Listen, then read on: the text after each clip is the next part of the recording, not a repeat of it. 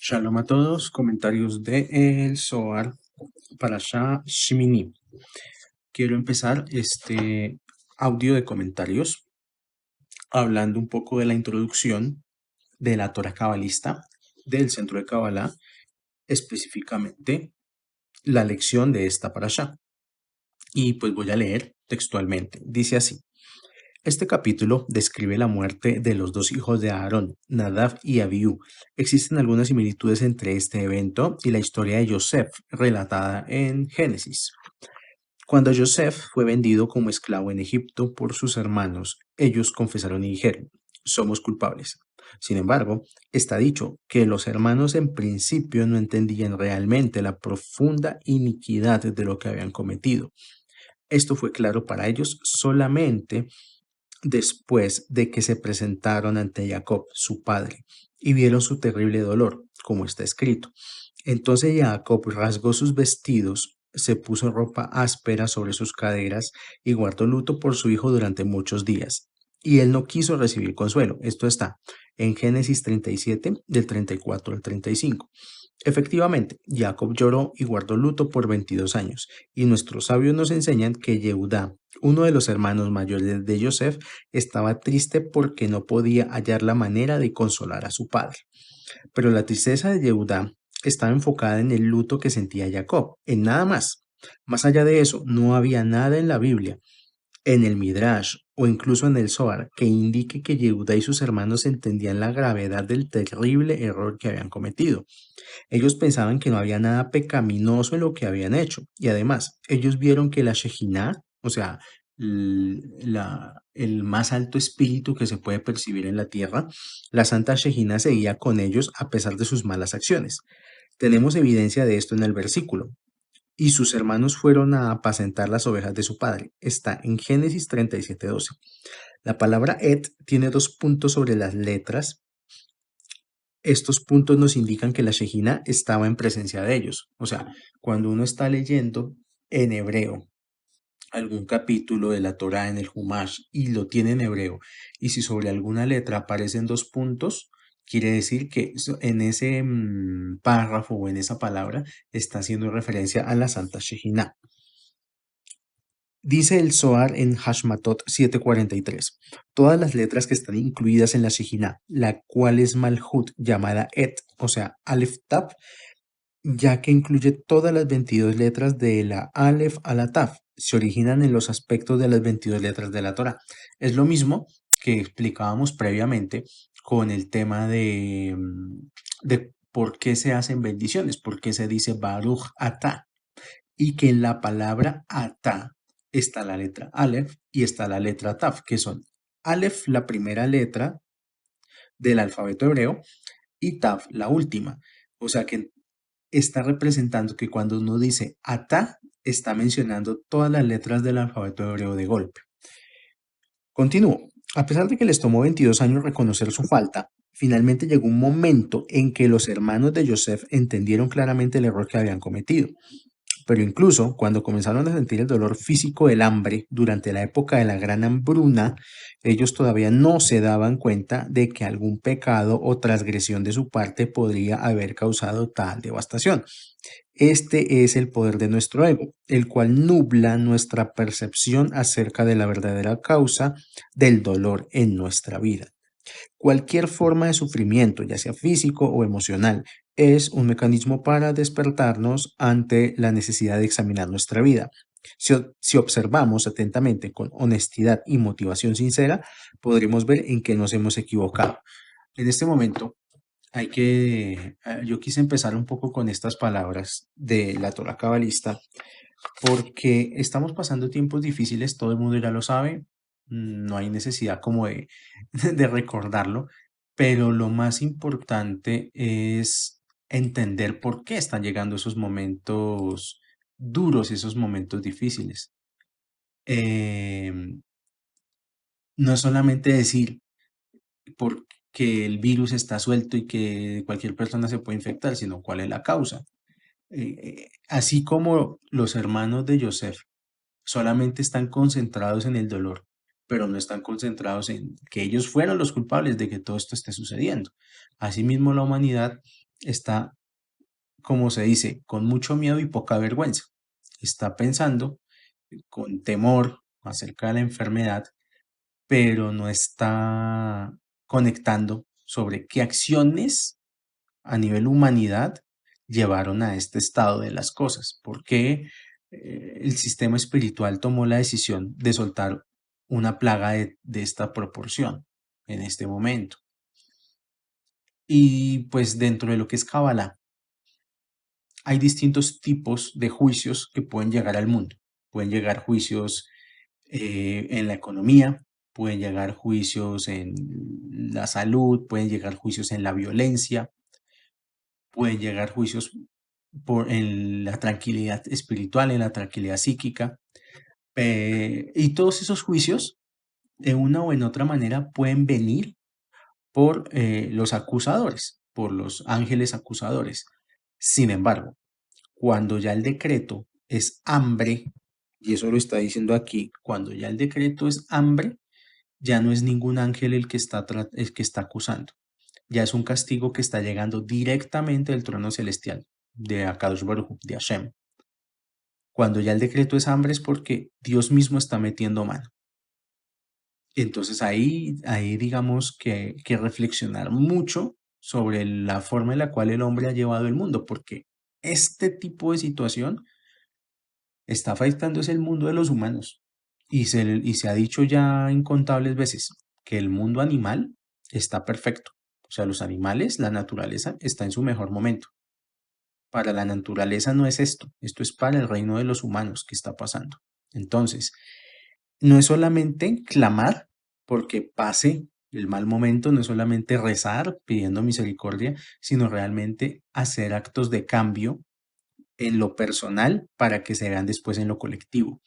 Dicen los sabios que si la persona quiere que Hashem rompa un mal decreto, la persona tiene que romperse a sí misma primero. Entonces, si yo quiero que Hashem cambie algo en mi vida, que, que me quite un castigo, pues yo me tengo que castigar primero. ¿Esto cómo funciona? Digamos que una persona tiene un defecto de carácter, es de mal genio. Y lo más normal en la vida es que siempre responde de mal genio. Una persona que quiera romperse a sí misma rompe con el mal genio y en los momentos donde usualmente se enoja, no se debe enojar. Eso es romperse uno mismo. Cuando una persona se rompe a sí misma, está rompiendo el mal decreto y Hashem le quita los malos decretos. Es una pequeña clave. Entonces uno tiene que empezar a analizar qué es lo normal de mi carácter, cuáles son mis defectos más comunes, qué es lo que usualmente hago, por qué tipo de cosas me enojo, por qué tipo de cosas me indigno. Y sobre eso romper el carácter, romperse a sí mismo. Entonces, si a mí me enoja la forma en cómo me ordenan la ropa en el closet, voy a dejar que me ordenen el closet de la manera que me enojaría y no me voy a enojar. Si a mí me enoja que le echen azúcar al café y me sirven el café con azúcar, no me voy a enojar por el café con azúcar. A lo mucho, daré gracias a la persona que me sirvió el café, pero iré después y me prepararé un café como a mí me gusta. Ese es el juego que ahorita hay que jugar, y más ahora que las personas están confinadas en casa. Entonces, entrando ya en la parashá en el Humash tiene, o sea, para entender Shemini, hay que entender primero un punto importante, que vamos a llegar en esta parashá al punto central exacto de toda la Torá. O sea, si tuviéramos que dividir la Torá en palabras o en letras, vamos a llegar al centro perfecto de toda la Torá. Y cuando llegamos al centro, a la mitad exacta de la Torá, existe un espacio vacío que representa haber llegado a la mitad de la Torá. De lado y lado va a haber la misma cantidad de palabras. Lo increíble es que las palabras que están de lado y lado en el punto central o en la frontera son la misma. Lo que quiere decir que de cada lado hay lo mismo. O sea, es como llegar al punto donde se ve reflejado un espejo. Entonces uno llega a, al punto donde está,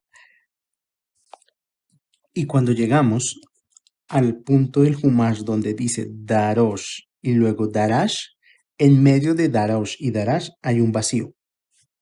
O sea, la Torah tiene ahí un espacio vacío. Es la misma paradoja que se hablaba de la cortina del punto medio del Mishkan, donde ya se explicó que dos fuerzas opuestas una contra otra de la misma magnitud en el punto medio desaparecen. Esto ya fue explicado en los comentarios de las parashot referentes a la construcción del Mishkan. En esta parasha aparece el punto medio o columna central desde el punto de vista de la Torá.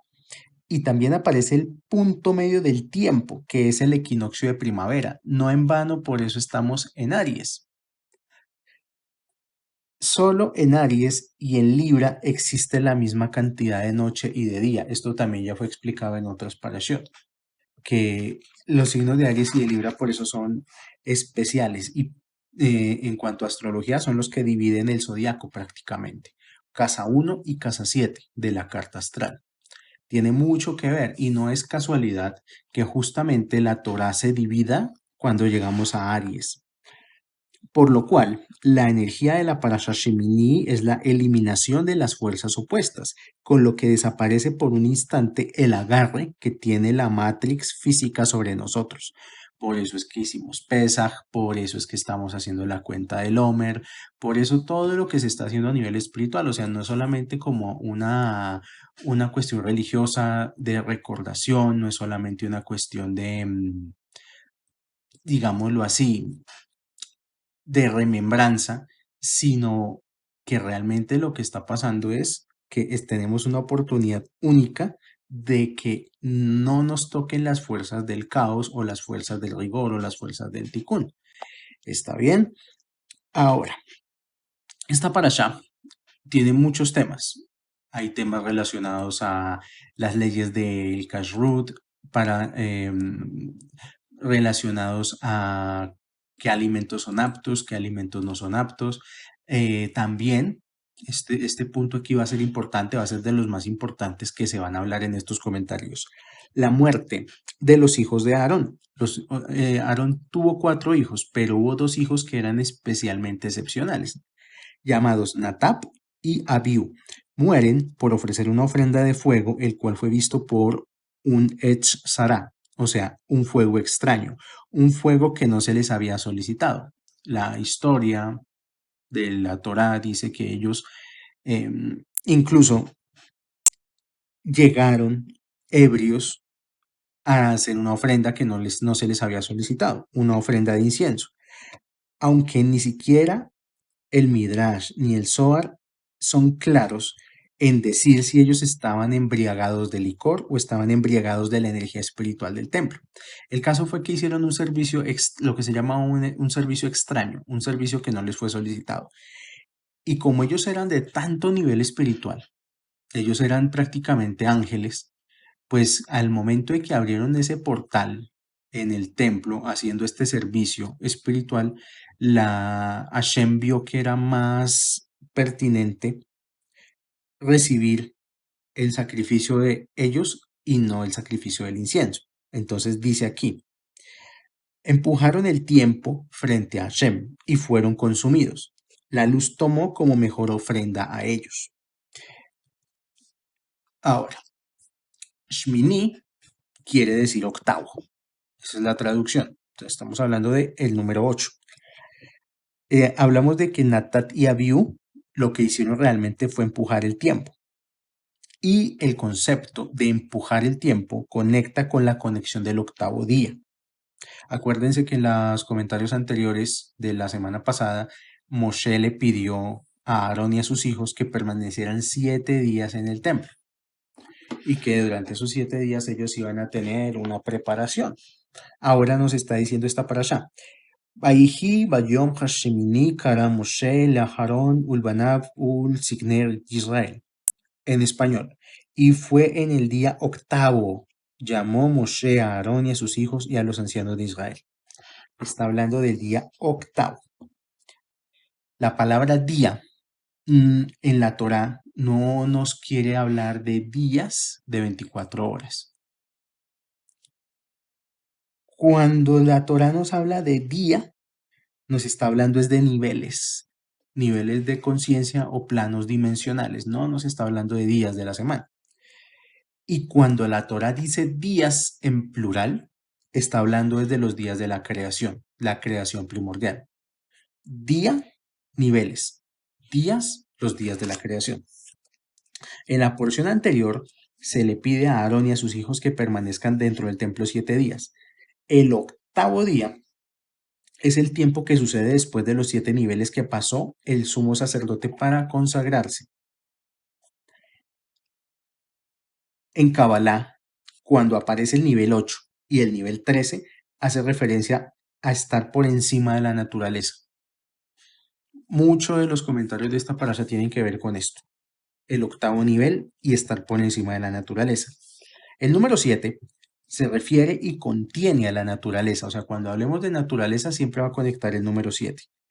7 días de la semana, 7 colores del arco iris, 7 notas musicales, 7 capas de atmósfera que hay antes de salir al espacio exterior. Siempre estamos hablando en escalas de 7. De hecho, una cosa que los astrólogos sabemos, la vida de las personas cambia cada 7 años. O sea, no es lo mismo una persona del año 1 al año 7, del año 7 al 14, siempre tiene cambios. Cuando llega a un año 7, la persona tiene un cambio en su vida, que ese cambio depende de lo que haya hecho durante los 6 años anteriores. Lo que es octavo está por encima de la naturaleza. Ahora vamos a ver qué dice el Ari. El Ari dijo que la peor cosa que un ser humano puede hacer es observar la naturaleza y basarse en ella para llevar su vida adelante. Repito, el Ari dijo que la peor cosa que un ser humano puede hacer es observar la naturaleza y basarse en ella para llevar su vida adelante. Esto lo dijo el Ari hace muchísimos siglos. Y ahorita la moda, ¿cuál es?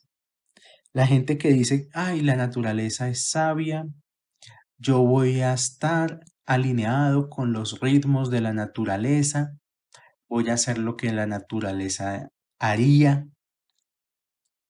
Y entonces, ¿qué pasa? Que pensamos que las leyes que aplican sobre los humanos son las mismas leyes de la naturaleza. Yo no estoy diciendo que las leyes de la naturaleza sean malas, ni les estoy dando una categoría inferior. Estoy diciendo que son unas leyes distintas.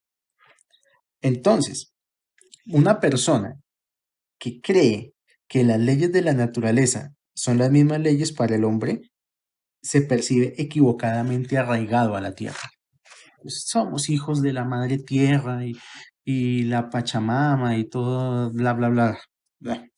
Las raíces del ser humano no están en la tierra, están en el cielo. Un árbol de este mundo tiene las raíces en la tierra y da frutos en el cielo. El hombre tiene las raíces en el cielo y da frutos en la tierra. O sea, nosotros espiritualmente somos como un árbol pero invertido. Nuestras raíces están en el plano celestial. De ahí es que bajamos la energía, no de la tierra. Lo grave de utilizar la naturaleza como medio para juzgar la vida y pensar que es buena es que los humanos hemos sobrevivido luchando contra la naturaleza. La naturaleza es una asesina sin aspectos de misericordia, es puro juicio y egoísmo. O sea, lo estamos viendo. El virus no, da lo mismo ese virus, quién lo hizo, cómo lo hizo, si fue con un sancocho de murciélago o si fue en laboratorio. Lo cierto es que aplicando las leyes de la naturaleza, el virus lo que quiere es arrasar. Listo. Asimismo, alguna vez tuve la oportunidad de ver un documental de estos de Animal Planet, que le estaban haciendo el seguimiento a una manada de leones. Y los leones, uno pensaría, no, los reyes de la selva están en armonía con la naturaleza. Y resulta que un león que sintió envidia porque no podía ser el rey de la manada, tomó los hijos del rey de la manada, los cachorros, y no tuvo ningún problema y los mató y se los comió. Asimismo funciona con las plantas. Hay árboles que escupen resina constantemente y la escupen es para que no crezca nada alrededor de los árboles. O sea, que el árbol no quiere compartir sus minerales, ni su agua, ni su sol. No quiere compartirlo con ninguna otra criatura viviente. La ley de la evolución se resume en que lo que prevalece es lo que es más astuto y flexible en evolucionar y ganar espacio y recursos sobre las demás especies. Hay especies por eso que sobre reproducen y ya se vuelven plagas. El Zohar dice, es que no lo estoy diciendo yo, estoy diciendo el Zohar, que juzgar y tomar la vida según las leyes de la naturaleza aísla a las personas de los atributos divinos que tiene destinado a tener.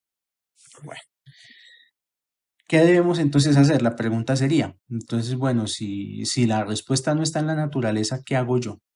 La respuesta es, el ser humano tiene como función, como destino, como trabajo, establecer en la tierra un orden sobrenatural. Eso es lo que la gente ignorantemente llama milagros, lo que sucede contra la naturaleza. O sea, lo que la gente llama un milagro es eso que sucede contra la naturaleza. La caída espiritual de los humanos le quitó a este planeta su aspecto a paraíso. El verdadero orden es el Gan Eden, el jardín del Edén. Este mundo de hoy está roto. A todo le falta luz. A todo le falta eso que nosotros llamamos en Kabbalah luz oculta, or Aganus. Entonces, surge la típica pregunta. ¿Hashem entonces siendo omnipotente creó el mundo en 6 días? ¿Acaso no lo pudo crear de golpe? O sea, ¿por qué? Esto es uno de los cuestionamientos típicos del ateísmo, pero ¿por qué días? Si incluso el tiempo existía, los días los tomamos desde el punto de vista de la Tierra, ¿cómo así que 6 días? Una respuesta que nos da el Zohar es lo que nosotros conocemos de la realidad, porque nos falta conocer mucho esta Matrix. Los 4 mundos, Briah, Yetzirah, Asiyah y Atzilut, fueron creados no en 6 días. Perdón, Atzilut no, Atzilut ya existía. Briah, Yetzirah y Asiyah fueron creados no en 6 días, en 6 milenios. Y el séptimo día de descanso es otro milenio, que se podría también entender como millones de años. Ahí tendría cierta coherencia con lo que se habla en ciencia de la edad verdadera del universo. Si nosotros hiciéramos como un paralelo de estos días cósmicos al árbol de la vida, empezaríamos con Malhut, Yesod, Hod, Netzach, Tiferet, Geburam, Geset y el octavo día es Binah. O sea, el octavo día de la creación vendría a ser Binah. 7 días que son 7 sefirot de Malhut a Geset. Llegar a la conciencia del octavo día es sobrepasar lo natural, contemplar la perfección de todo cuanto hay en la creación. Es dejar de correr detrás de las cosas del mundo, parar y ver que todo es perfecto. Es una de las condiciones para empezar a abrir ese portal y acceder a la conexión del octavo día. ¿Y por qué habla de parar? ¿Qué nos está pasando ahorita? Que nos tocó parar. Nos tocó parar y nos tocó ya dejar el mundo quieto y nos tocó entregarle el mundo a Hashem, por más de que hay gente que no quiera. Cuando una persona busca siempre algo, es porque no puede ver lo que tiene. Siempre, indefectiblemente. Cuando uno siempre está en búsqueda de algo, es porque uno no puede ver lo que ya tiene. Por ejemplo, todos estos conceptos, voy a tratar de pasar el concepto del octavo día y de la octava conciencia a un aspecto de la vida. Las parejas. Esa persona que es tu pareja y con la que te peleas tanto, en realidad es perfecta para ti, pero no lo puedes ver. Y como no lo puedes ver, no puedes extraer toda la luz que está ahí disponible. O sea, cuando uno ve un defecto en su pareja, ese defecto no está en la pareja, está en uno. Soy yo o la persona, la que no tiene el acceso a ver la luz que ya tiene a su alrededor y parte de esa luz está en las personas que le rodean. Y la primera persona que a uno lo rodea es su pareja. Como no puedes acceder a esa energía, piensas que ahí no hay nada. Cuando una persona piensa que en su vida no hay energía, perdió el juego. Game over. O sea, cuando una persona se dedica solo a llorar, a quejarse, a lamentarse, nada que hacer. Eso te hará pensar en buscar energía en otro lado. Por ende, estás disminuyendo la energía disponible para tu vida. Y esa es la historia de la vida del ser humano. Ir buscando afuera lo que naturalmente tiene adentro y ya lo tiene de manera infinita y pasar la vida decepcionándose una y otra vez. Otro ejemplo, digamos, listo, ahí está el ejemplo de la pareja, que si yo no logro ver la luz que tengo al lado en mi pareja, es porque simplemente el problema está en mí. Y peor aún la gente que está sola, pero eso es otro tema. Otro ejemplo, que es similar, el ancho de banda de Internet. Si uno se pone a pensar, la conexión a Internet es infinita, pero cada hogar tiene un módem que le da solo ciertas megas de bajada y de subida.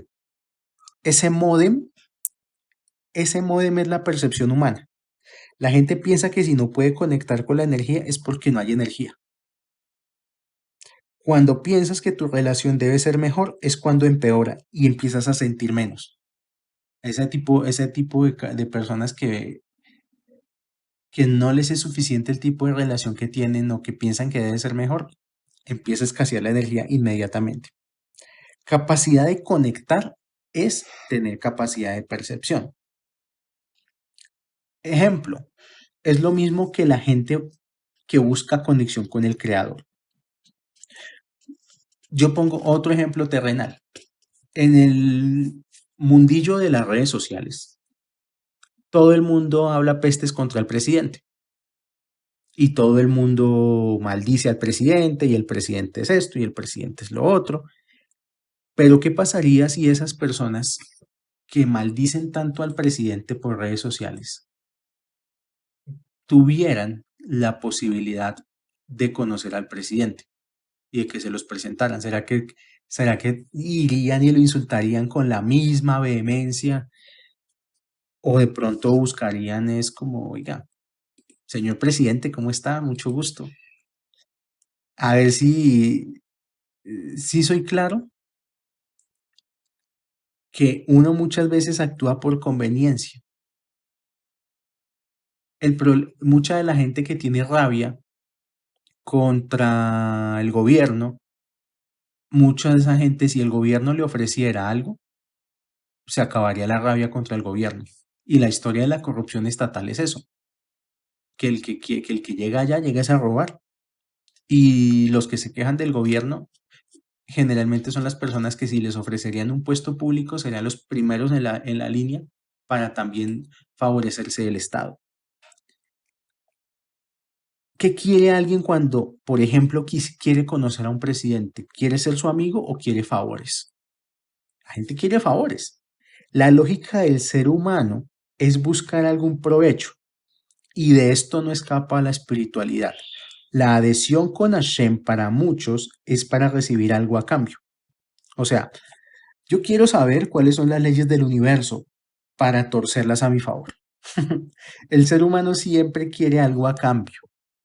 La redención final consiste en que quien quiere adhesión a Hashem la tendrá, aun si empieza con un deseo egoísta.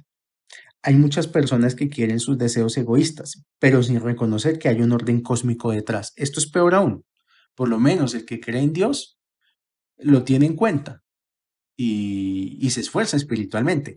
Pero hay gente que es peor, que aún quieren sus deseos egoístas, pero sin reconocer el orden cósmico que hay detrás y sin querer saber cómo funciona el sistema. O sea, lo único que quieren es tomar lo que el universo tiene y rapárselo.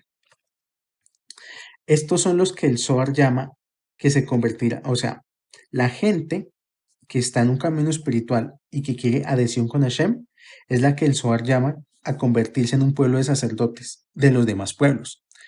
Cuando llegue la redención final, los deseos físicos también se van a tener. Esto también lo vimos en comentarios del Rav Ashlak. Aquellos que deseaban adhesión con Hashem van a tener todos los atributos del Creador sobre ellos. Y para el resto de los pueblos va a ser claro que es mejor la adhesión con el Creador que cualquier cosa de este mundo. Ahora, estos sacerdotes nuevos tendrán que saber utilizar esos atributos y solo en beneficio de los demás. No sirve desear adhesión con el Creador si es por motivos egoístas, porque al final no va a funcionar. O sea, al final del día no va a funcionar el deseo egoísta con respecto a la parte espiritual. Y si alguien quiere conocimiento, espiritualidad, para lo que realmente la va a querer, si la quiere de corazón, es para ayudar a los demás, para conectar con las necesidades de los demás, para dar, para ser igual a la semejanza del Creador, que es ser dadores.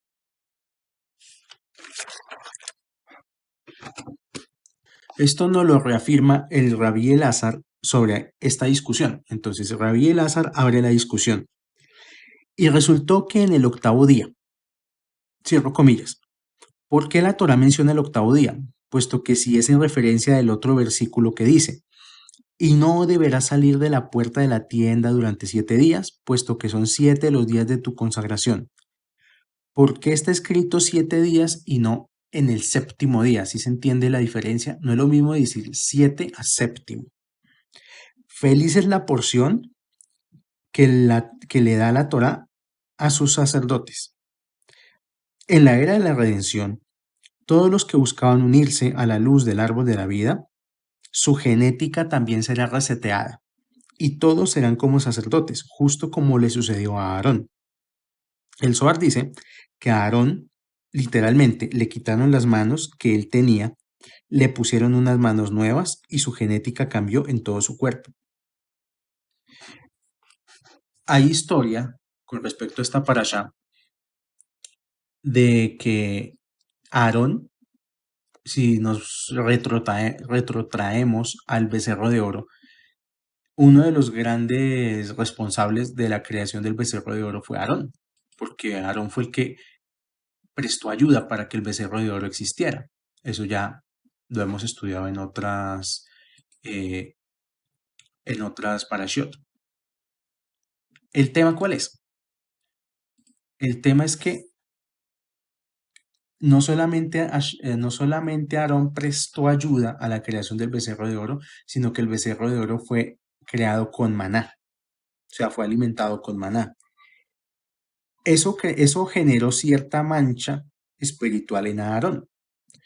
Cuando Aarón fue nombrado sacerdote por encima de Moshe, a él le cambiaron toda esa genética que quedó de los errores que él cometió en ese momento del becerro de oro.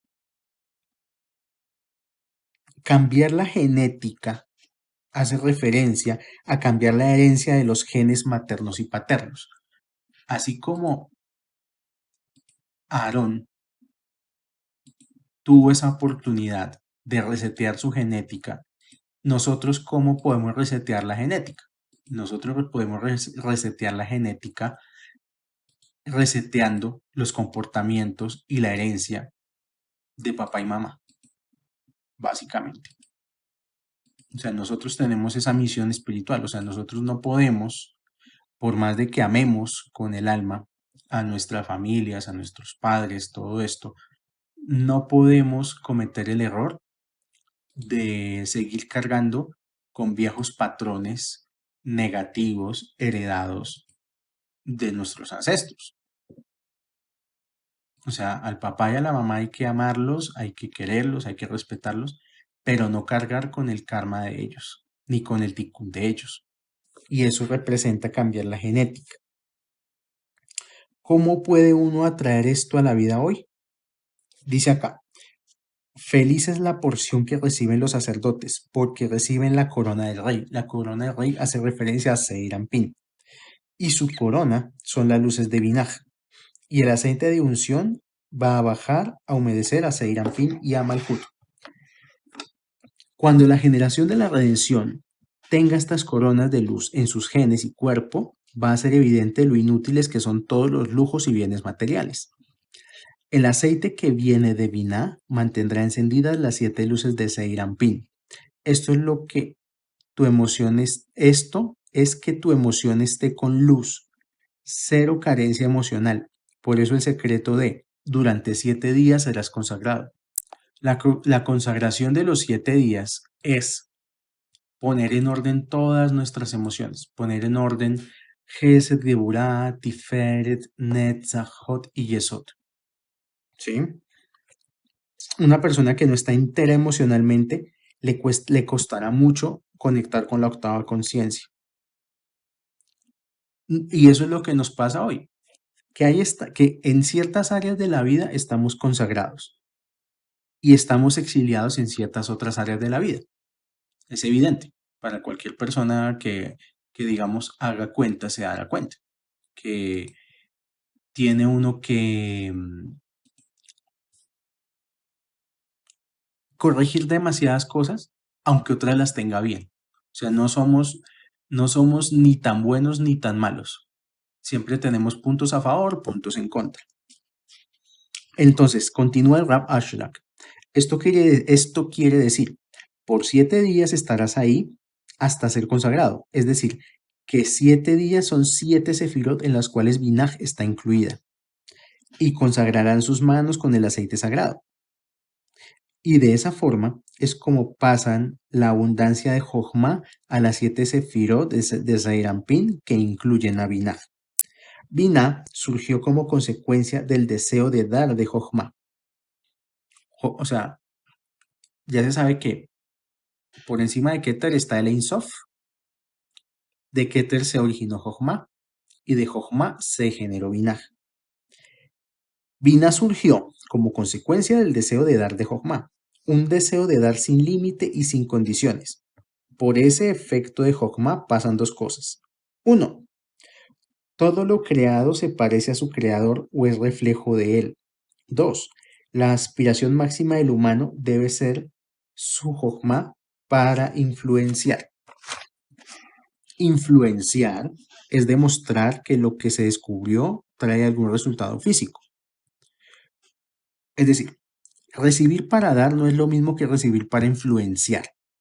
Recibir para dar es muchas veces algo momentáneo. Por ejemplo, una persona que regala mercados. Entonces, listo, está muy bien y se debe hacer, y más hoy en día. No estoy diciendo que no, que es muy loable quien haga eso y quien esté conectando con la necesidad de los demás en estos momentos, que no solamente se preocupe porque su sustento esté asegurado y que los demás miren a ver.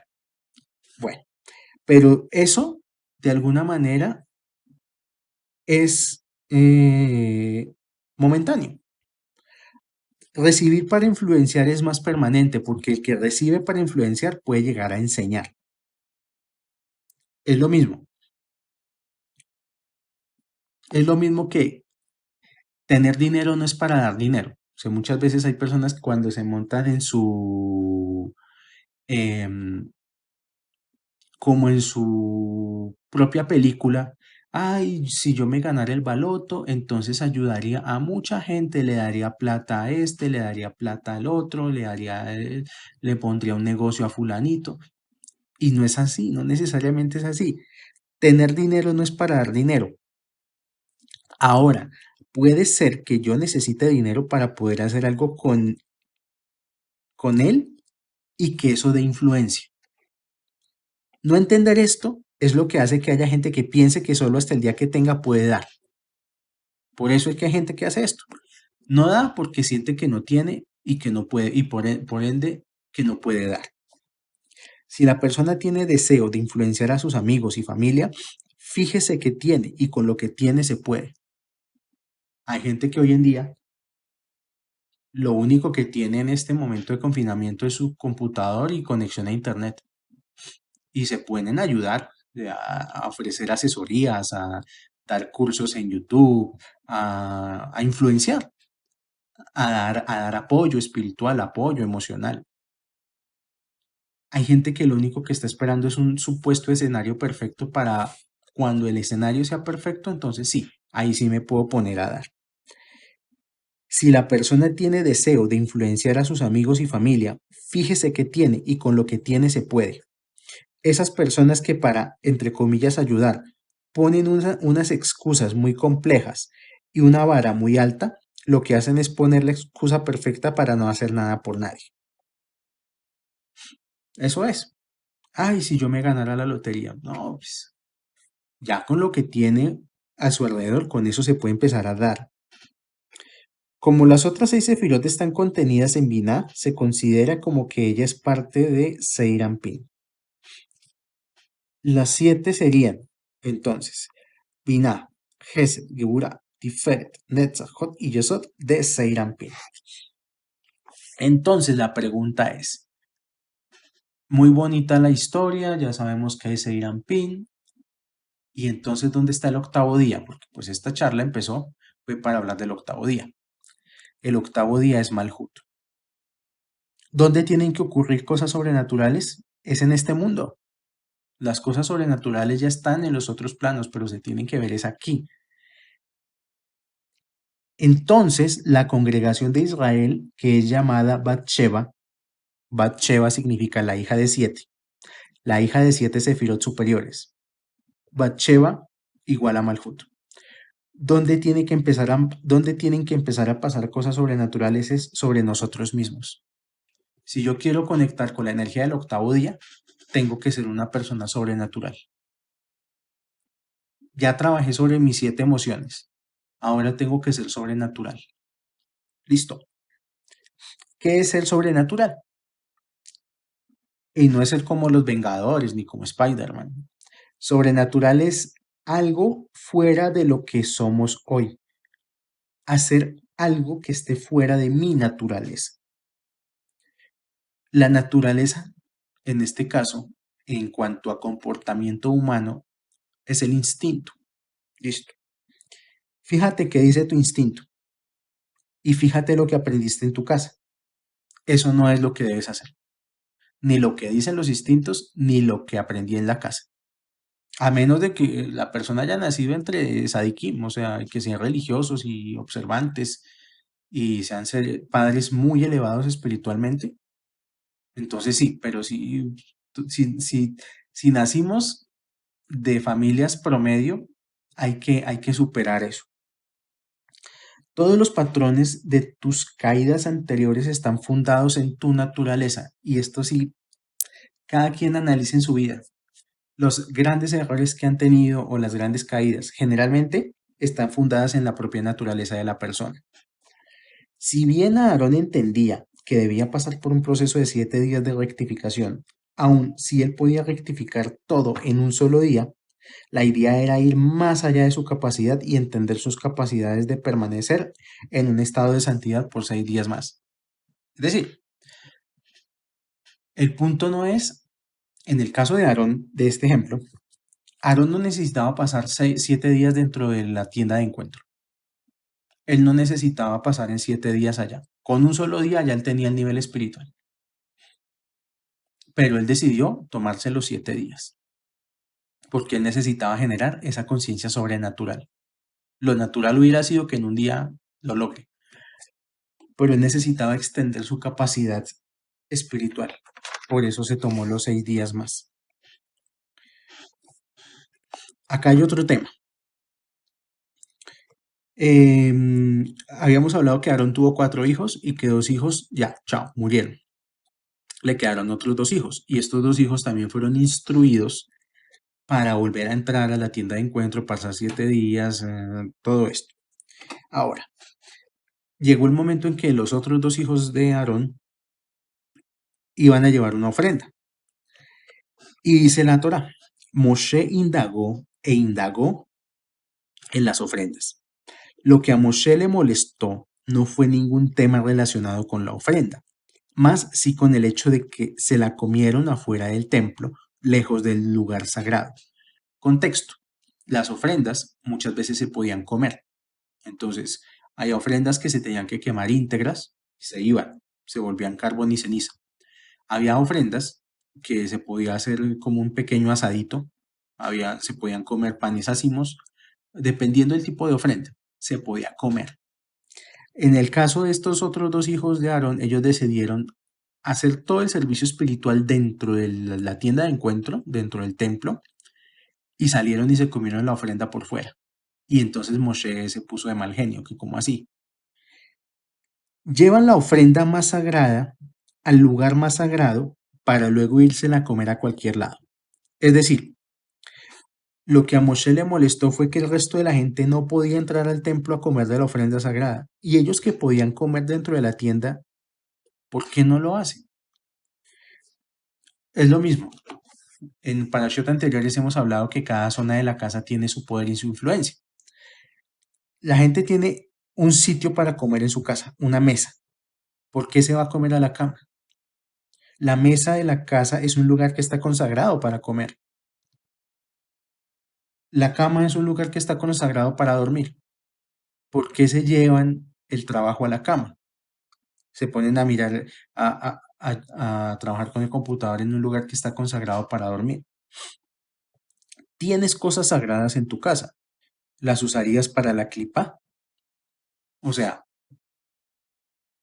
yo creo que a nadie se le ocurriría, ay, tengo frío, me voy a arropar con el talit, porque el talit da calor. No, el talit no es una cobija, el talit es una prenda sagrada. O tengo mucha sed, me voy a tomar una Coca-Colita y la voy a servir en la copa de Kiddush. Tampoco, porque la copa de Kiddush es para un oficio sagrado. Hay que tener eso presente, que uno no debe hacer cosas que son de un lado en otro lado.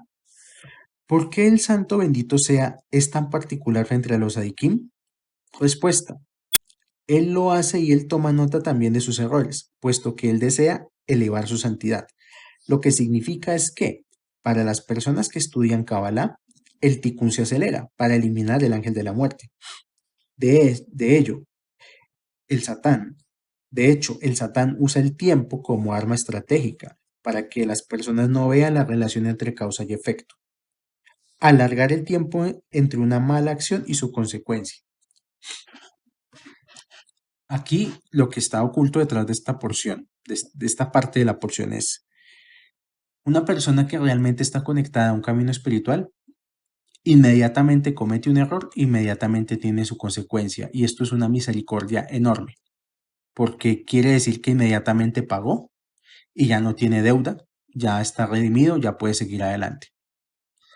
La gente aparentemente mala que le va bien, esos que roban y nunca les pasa nada, esa gente que pareciera que son esos pillos que en todas ganan, lo que está pasando realmente es que el Satán está alargando el tiempo, les está estirando el tiempo entre la causa y el efecto, ¿sí?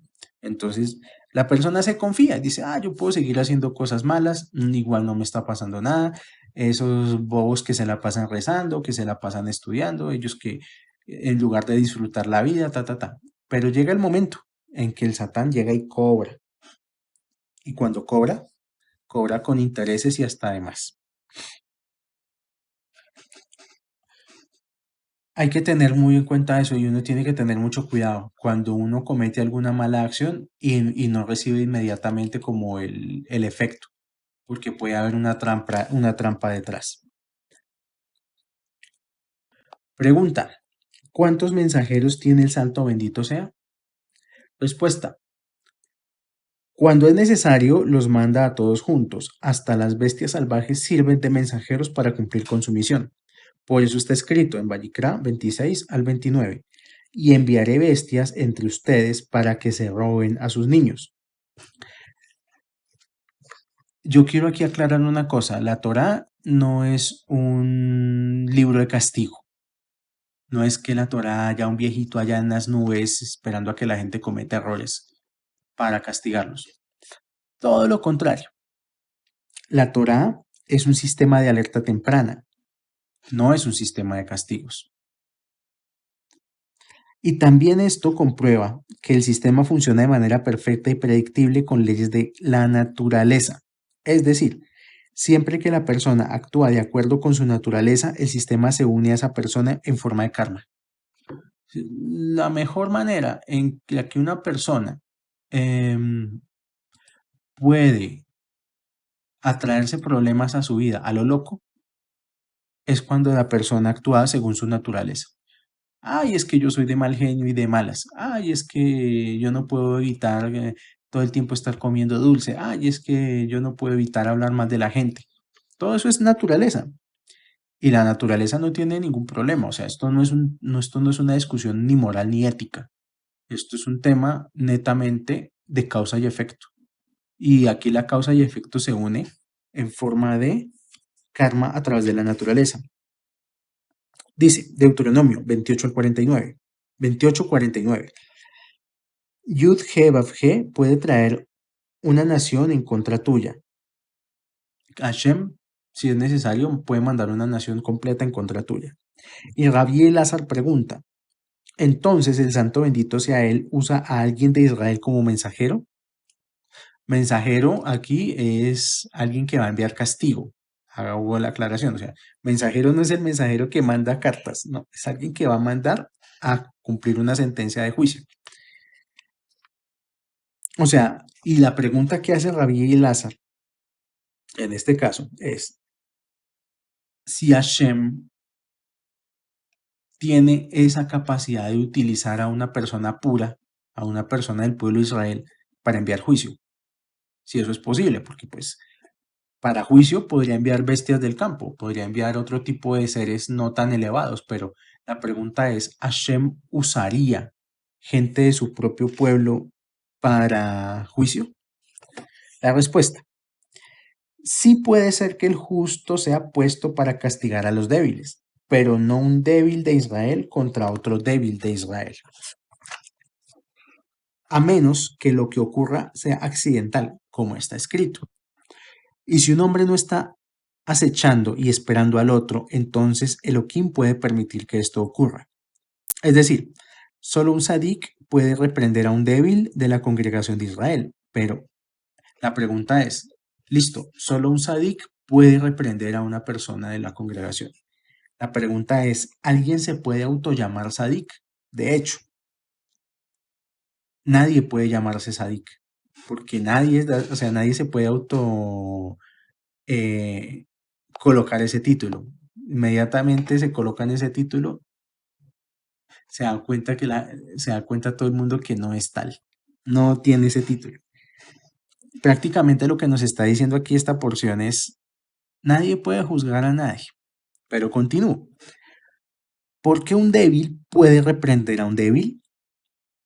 La respuesta es, porque entre ellos hay un juicio, que es el nombre de Elohim. O sea, ejemplos de que un débil reprenda a otro débil. Por ejemplo, cuando hay un accidente de tránsito, que es una persona en un vehículo atropellando, Hasbe Shalom, lo ha leído, a otra persona que no, que va en la calle.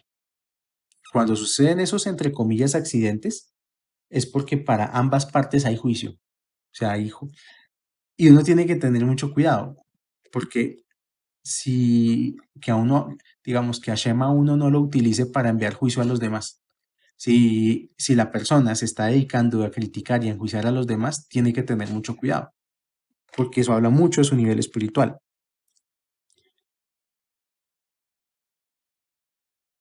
El tema es que Elohim, este nombre de Dios que hace referencia a la naturaleza, aparece cuando hay personas que levantan juicio sobre los demás. El nombre Elohim es un atributo de juicio que aparece entre dos personas para castigarlos a los dos. Rabí Elazar, conmocionado, pregunta: ¿quiere decir que el Creador, aún en circunstancias extremas, usaría a alguien del pueblo de Israel para juicio de la misma forma que un idólatra? Rabbi Shimon le preguntan, ¿Rabbi Shimon nunca te lo explicó? Y él contesta, en realidad lo que pasa es que nunca le pregunté. Aquí dice, en Job, capítulo 34, 29, cuando él está quieto, ¿quién puede condenarlo? Quiere decir, cuando el santo bendito sea le da quietud a un hombre, nadie está autorizado a lastimarlo o hacerle mal. Ahora bien, Cuando el creador esconde su cara, ¿quién lo aguante? ¿Qué significa que cuando el creador esconde su cara? Que retira su providencia de alguien. O sea, lo peor que le puede pasar a una persona es que el creador ni lo voltea a mirar. No mirar la cara de Hashem es no tener inspiración divina. Y sin inspiración divina solo llegan los juicios. Cuando una persona tiene juicio tras juicio, problema tras problema, es por esto. Cuando Aarón pierde sus hijos, quedó en silencio. Él entendió que no había nada injusto en ello que sucedió, solo elevación de sus hijos. Entonces, ya para terminar, ¿qué es perder la vista de la cara de Hashem? Pensar que lo que pasa en la vida de uno es injusto y se le acaba la quietud.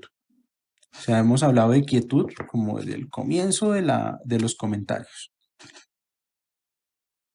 Y el juicio se incrementa como bola de nieve. Esto es cuando las personas se acostumbran a ver todo el tiempo injusticias. Quien solamente ve injusticias atrae más injusticias. Y todos pueden ser mensajeros para él, excepto alguien de Israel.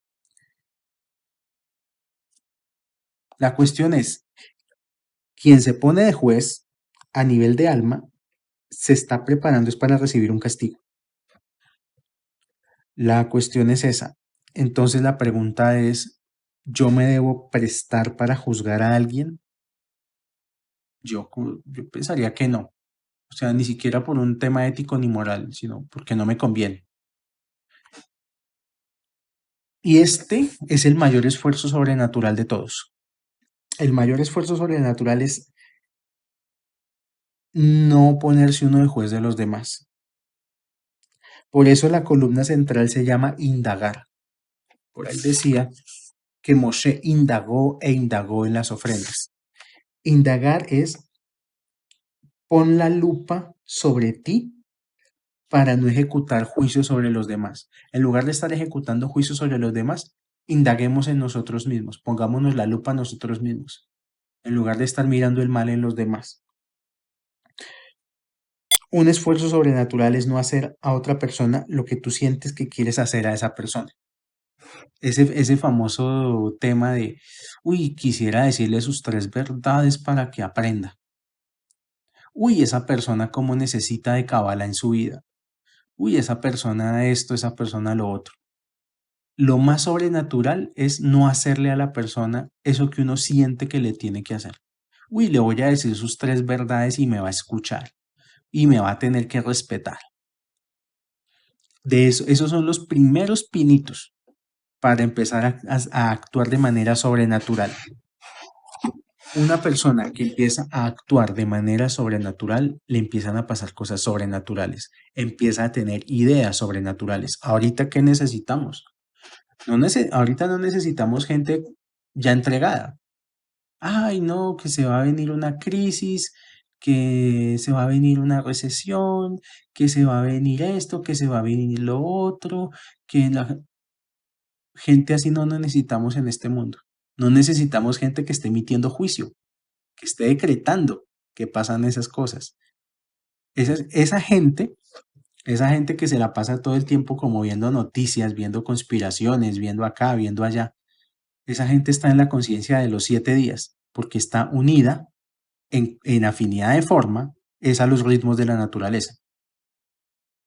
Lo que este mundo necesita es gente sobrenatural, que conecte su mente es al mundo celestial y empiece a descargar información como loco y que empiece a generar desde los planos superiores un milagro contundente. Un milagro, o sea, ¿qué sirve más? ¿Rezar para que Diosito nos perdone o rezar para que haya un milagro del cual nadie tenga duda que el nombre de Dios es Yud-He-Vav-He y que todos tengan que quedarse callados? Yo prefiero lo segundo. Yo prefiero ni ponerme a quejarme, ni empezar a repetir lo mismo que repiten los medios masivos, ni lo que repiten las redes sociales. La misión del que está en Torah no es estar derrotado, ni ya, mejor dicho, ya perdimos, ya echarse a las petacas y alístense para lo que viene. ¿Qué hubiera sido del pueblo de Israel si llega Moshe con su pueblo a las puertas del Mar Rojo y detrás vienen los carruajes egipcios Y Moshe dice, no, ya que, ya, diles, ese mar nadie lo va a poder cruzar. Tírense a nadar los que puedan y miren a ver, pues no había pueblo judío. Lo que Moshe hizo fue abrir el mar, hacer algo sobrenatural. Y las personas que conectan con la Torah, conectan es con el orden sobrenatural de las cosas, no con el orden natural de las cosas. La invitación que da el Zohar, que da la Torah para estos tiempos es eso. Seamos seres sobrenaturales. Porque si los que tienen Torah están derrotados, ahí sí, apague y vámonos. Hashem nos dé a todos fuerza, Parnasá, Atzlajá, Refuah Shelema, mucha alegría, mucho estudio y mucha conexión. Shalom, shalom.